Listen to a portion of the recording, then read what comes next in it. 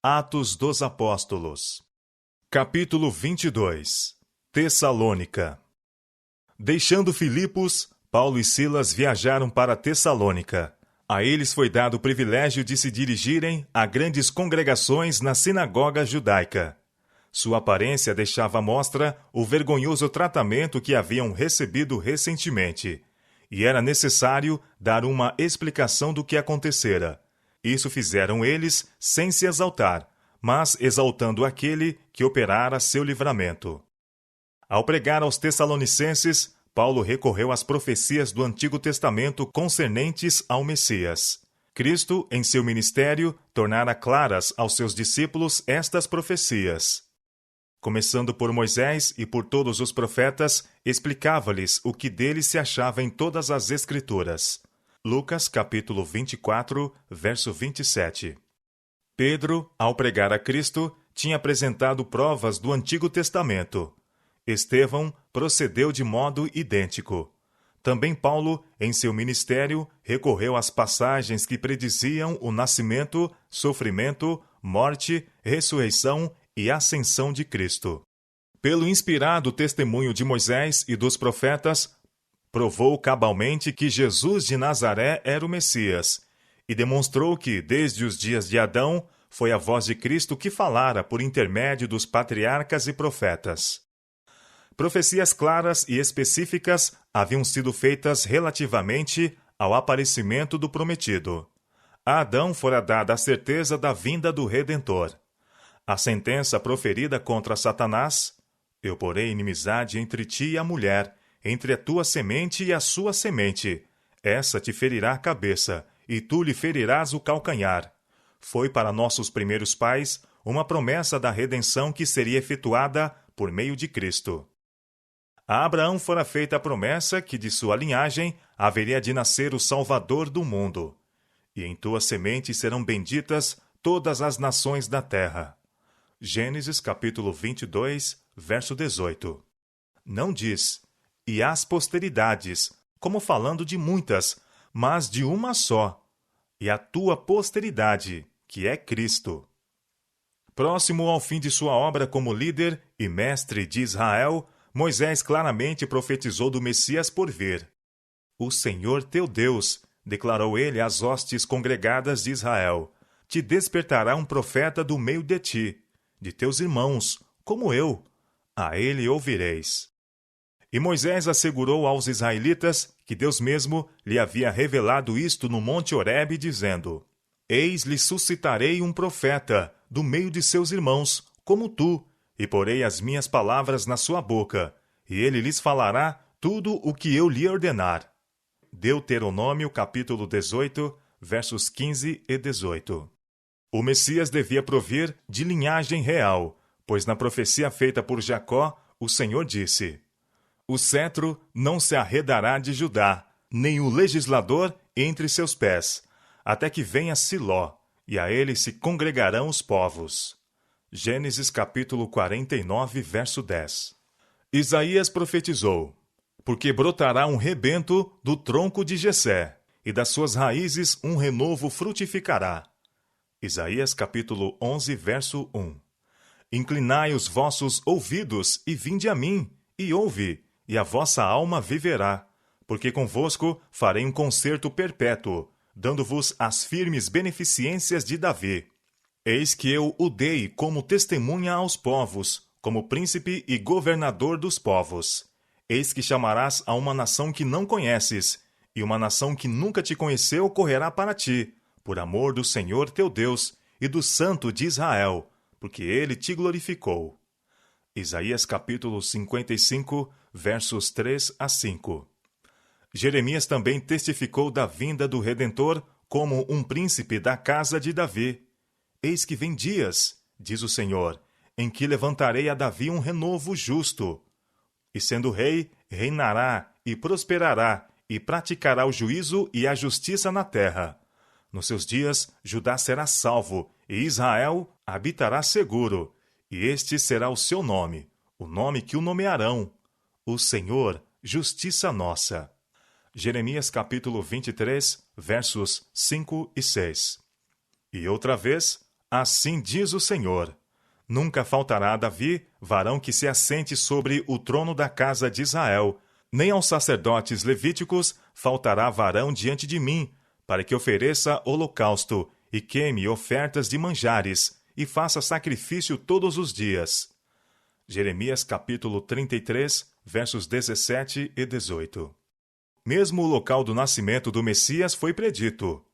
E tu, Belém Efrata, posto que pequena entre milhares de Judá, de ti me sairá o que será Senhor em Israel, e cujas saídas são desde os tempos antigos, desde os dias da eternidade. Miqueias capítulo 5, verso 2. A obra que o Salvador devia fazer na terra fora amplamente esboçada. E repousará sobre ele o Espírito do Senhor, o Espírito de sabedoria e de inteligência, o Espírito de conselho e de fortaleza, o Espírito de conhecimento e de temor do Senhor, e deleitar-se-á no temor do Senhor. Isaías capítulo 11, verso 2 e 3. Aquele que assim fora ungido devia pregar boas novas aos mansos, restaurar os contritos de coração, proclamar liberdade aos cativos e a abertura de prisão aos presos, apregoar o ano aceitável do Senhor e o dia da vingança de nosso Deus, consolar todos os tristes, ordenar acerca dos tristes de Sião que se lhes dê ornamento por cinza, óleo de gozo por tristeza, vestido de louvor por espírito angustiado, a fim de que se chamem árvores de justiça, plantação do Senhor, para que ele seja glorificado. Isaías capítulo 61, versos 1 a 3. Eis aqui o meu servo, a quem sustenho, o meu eleito, em quem se compraz a minha alma. Pus o meu espírito sobre ele. Juízo produzirá entre os gentios. Não clamará, não se exaltará, nem fará ouvir a sua voz na praça. A cana trilhada não quebrará, nem apagará o pavio que fumega. Em verdade, produzirá o juízo. Não faltará, nem será quebrantado, até que ponha na terra o juízo, e as ilhas aguardarão a sua doutrina. Isaías capítulo 42, versos 1 a 4. Com poder convincente, baseado nas Escrituras do Antigo Testamento, Paulo demonstrava que convinha que o Cristo padecesse e ressuscitasse dos mortos. Atos capítulo 17, verso 3. Não havia Miqueias profetizado? Ferirão com a vara no queixo ao juiz de Israel? Miqueias capítulo 5, verso 1. E não havia o prometido profetizado de si próprio por intermédio de Isaías? As minhas costas dou aos que me ferem, e as minhas faces aos que me arrancam os cabelos. Não escondo a minha face dos que me afrontam e me cospem. Isaías capítulo 50, verso 6. Por intermédio do salmista, Cristo havia predito o tratamento que receberia dos homens.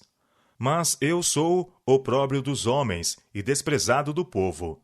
Todos os que me veem zombam de mim, estendem os beiços e meneiam a cabeça, dizendo: confiou no Senhor, que o livre. Livre-o, pois nele tem prazer. Poderia contar todos os meus ossos. Eles vêm e me contemplam, repartem entre si os meus vestidos e lançam sortes sobre a minha túnica. Salmo capítulo 22, versos 6 a 8 e versos 17 e 18. Tenho me tornado como um estranho para com meus irmãos e um desconhecido para com os filhos de minha mãe, pois o zelo da tua casa me devorou e as afrontas dos que te afrontam caíram sobre mim. Afrontas que me quebrantaram o coração, e estou fraquíssimo. Esperei por alguém que tivesse compaixão, mas não houve nenhum, e por consoladores, mas não os achei. Salmo 69, versos 8, 9 e 20. Quão inconfundivelmente claras foram as profecias de Isaías referentes aos sofrimentos e morte de Cristo. Quem deu crédito à nossa pregação? Interroga o profeta. E a quem se manifestou o braço do Senhor? Porque foi subindo como um renovo perante ele, e como raiz de uma terra seca. Não tinha parecer nem formosura, e olhando nós para ele, nenhuma beleza víamos para que o desejássemos. Era desprezado, e o mais indigno entre os homens, homens de dores, e experimentado nos trabalhos, e como um de quem os homens escondem o rosto, era desprezado, e não fizemos dele caso algum. Verdadeiramente ele tomou sobre si as nossas enfermidades, e as nossas dores levou sobre si. E nós o reputávamos por aflito, ferido de Deus e oprimido. Mas ele foi ferido pelas nossas transgressões, e moído pelas nossas iniquidades. O castigo que nos traz a paz estava sobre ele, e pelas suas pisaduras fomos sarados. Todos nós andávamos desgarrados como ovelhas, cada um se desviava pelo seu caminho, mas o Senhor fez cair sobre ele a iniquidade de todos nós. Ele foi oprimido, mas não abriu a sua boca. Como um cordeiro foi levado ao matadouro, e como a ovelha muda perante os seus tosqueadores, ele não abriu a sua boca. Da opressão e do juízo foi tirado. E quem contará o tempo da sua vida? Porquanto foi cortado da terra dos viventes. Pela transgressão do meu povo foi ele atingido. Isaías capítulo 53, versos 1 a 8. Até mesmo a maneira de sua morte foi prefigurada. Como a serpente de bronze foi levantada no deserto, assim devia ser levantado o Redentor por vir, para que todo aquele que nele crê não pereça, mas tenha vida eterna. João capítulo 3, verso 16. E se alguém lhe disser, que feridas são estas nas tuas mãos? Dirá ele, são as feridas com que fui ferido em casa dos meus amigos. Zacarias capítulo 13, verso 6. E puseram a sua sepultura com os ímpios, e com o rico na sua morte, porquanto nunca fez injustiça, nem houve engano na sua boca. Todavia, ao Senhor agradou moê-lo, fazendo-o enfermar. Isaías capítulo 53, versos 9 e 10. Mas aquele que havia de sofrer a morte pelas mãos de homens vis, devia ressurgir como conquistador sobre o pecado e sobre a sepultura. Sob a inspiração do Todo-Poderoso, o suave cantor de Israel havia testificado das glórias da manhã da ressurreição. Também a minha carne, proclamou jubiloso, repousará segura, pois não deixarás a minha alma no inferno, nem permitirás que o teu santo veja a corrupção. Salmo 16, versos 9 e 10. Paulo mostrou quão intimamente havia Deus ligado o sacrifício expiatório com as profecias referentes àquele que devia, como um cordeiro, ser levado ao matadouro. O Messias daria sua vida como expiação do pecado. Olhando através dos séculos as cenas do sacrifício expiatório do Salvador, o profeta Isaías testificara que o Cordeiro de Deus derramou a sua alma na morte e foi contado com os transgressores. Mas ele levou sobre si o pecado de muitos, e pelos transgressores intercede. Isaías capítulo 53, versos 7, 10 e 12. O Salvador profetizado viria, não como um rei temporal, para livrar a nação judaica de opressores terrestres, mas como um homem entre homens, para viver uma vida de pobreza e humildade, e ser afinal desprezado, rejeitado e morto. O Salvador, predito nas Escrituras do Antigo Testamento, se ofereceria como um sacrifício em favor da raça caída, cumprindo assim cada requisito da lei quebrantada. Nele, os tipos sacrificais encontrariam seu antítipo, e sua morte na cruz emprestaria significado à inteira dispensação judaica. Paulo falou aos judeus tessalonicenses a respeito de seu zelo anterior pela lei cerimonial e de sua maravilhosa experiência às portas de Damasco. Antes de sua conversão, estivera ele confiando numa piedade hereditária e falsa esperança. Sua fé não estivera ancorada em Cristo. Em lugar disso, estivera confiando em formalidades e cerimônias. Seu zelo pela lei estava dissociado da fé em Cristo, sendo vão. Enquanto blasonava de ser irrepreensível na prática das obras da lei, tinha recusado aceitar aquele que tornara a lei valiosa. Mas, ao tempo de sua conversão, tudo havia sido mudado. Jesus de Nazaré, a quem Paulo perseguira na pessoa de seus santos, aparecera diante dele como o prometido Messias. O perseguidor vira-o como Filho de Deus, aquele que viera à terra em cumprimento das profecias e em cuja vida se cumprira cada detalhe dos sagrados escritos. Ao proclamar Paulo com zelo santo o evangelho na sinagoga de Tessalônica, um jato de luz se derramou sobre o verdadeiro significado dos ritos e cerimônias que se relacionavam com o serviço do tabernáculo. Conduziu ele a mente de seus ouvintes para além do cerimonial terrestre e do ministério de Cristo no santuário celestial, até o tempo em que, tendo completado seu trabalho de intercessão, ele deverá voltar, com poder e grande glória, para estabelecer seu reino na terra. Paulo cria na segunda vinda de Cristo. Apresentou as verdades concernentes a esse evento com tanta clareza e ênfase que produziu na mente de muitos dos ouvintes uma impressão que nunca mais se apagou. Por 3 sábados sucessivos, Paulo pregou aos Tessalonicenses, debatendo com eles sobre as Escrituras referentes à vida, morte, ressurreição, obra intercessória e glória futura de Cristo, o Cordeiro morto desde a fundação do mundo. Ele exaltava a Cristo, de cujo ministério a compreensão exata é a chave que abre as Escrituras do Antigo Testamento, dando acesso a seus ricos tesouros. Ao serem as verdades do Evangelho assim proclamadas em Tessalônica com forte poder, foi atraída a atenção de grandes congregações. E alguns deles creram e ajuntaram-se com Paulo e Silas, e também uma grande multidão de gregos religiosos e não poucas mulheres principais. Atos capítulo 17, verso 4. Como aconteceu nos lugares anteriores trabalhados, também aí os apóstolos encontraram decidida oposição. Mas os judeus desobedientes foram movidos de inveja. Esses judeus não estavam, então, nas boas graças do poder romano, porque não fazia muito tempo haviam levantado uma insurreição em Roma. Eram olhados com desconfiança e sua liberdade estava, até certo ponto, restringida.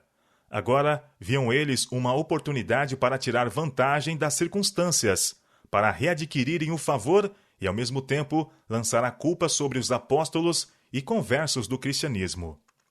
Isso procuraram executar, unindo-se com alguns homens perversos dentre os vadios, por cujo intermédio alvoroçaram a cidade, e assaltando a casa de Jason, na esperança de encontrar os apóstolos. Mas não encontraram Paulo nem Silas. Porém, não os achando, a turba desatinada pelo desapontamento trouxe Jason e alguns irmãos à presença dos magistrados da cidade, clamando: Estes que têm alvoroçado o mundo chegaram também aqui, os quais Jason recolheu. Todos estes procedem contra os decretos de César, dizendo que há outro rei, Jesus. Atos capítulo 17, versos 5 a 7. Como Paulo e Silas não fossem encontrados, os magistrados prenderam os acusados crentes para manter a paz. Temendo mais violência, logo os irmãos enviaram de noite Paulo e Silas a Bereia. Atos capítulo 17, verso 10. Os que hoje ensinam verdades impopulares não se devem desanimar, se por vezes encontram, mesmo por parte dos que se dizem cristãos, recepção não mais favorável que a dispensada a Paulo e seus companheiros, por aqueles por quem trabalham. Os mensageiros da cruz devem armar-se de vigilância e oração, avançando com fé e ânimo, trabalhando sempre no nome de Jesus. Devem exaltar a Cristo como mediador do homem no santuário celestial, como aquele em quem se centralizam todos os sacrifícios da dispensação do Antigo Testamento, e por cujo sacrifício expiatório os transgressores da lei de Deus podem encontrar paz e perdão.